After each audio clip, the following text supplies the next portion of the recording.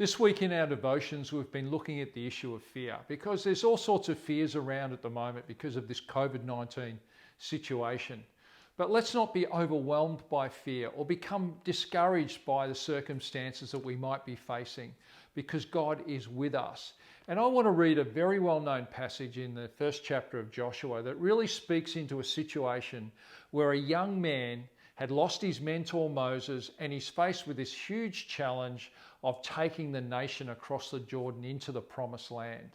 And God speaks to him right at the very beginning, and I think it's going to speak to us. Have I not commanded you, be strong and courageous? Do not be terrified, do not be discouraged, for the Lord your God will be with you wherever you go. You know, Joshua was facing a huge challenge in his life. He's lost Moses, the great leader. This land has been promised to the Israelites for over 400 years. He's come out of 40 years of a wilderness experience.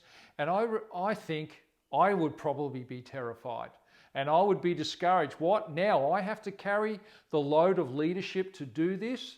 That's an opportunity to get scared and to be afraid.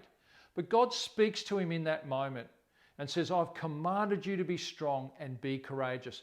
God never commands us to do anything unless we're able to do it and unless he's going to be with us in it. That's why he says, don't be terrified, don't be discouraged, I'm with you. You know, whatever we're facing in our lives and whatever circumstances we're in right now, we can look to God. God never abandons us, and he doesn't want fear to overwhelm us. He wants us to stand strong in him and put our trust in his word. You know, this word to Joshua was for him in that moment, but it's a word for every generation of believer from that time on to grab hold of when they're facing a new situation, when they're facing a fearful situation. We have the word of God. We will not be terrified. We will be strong. We will be courageous.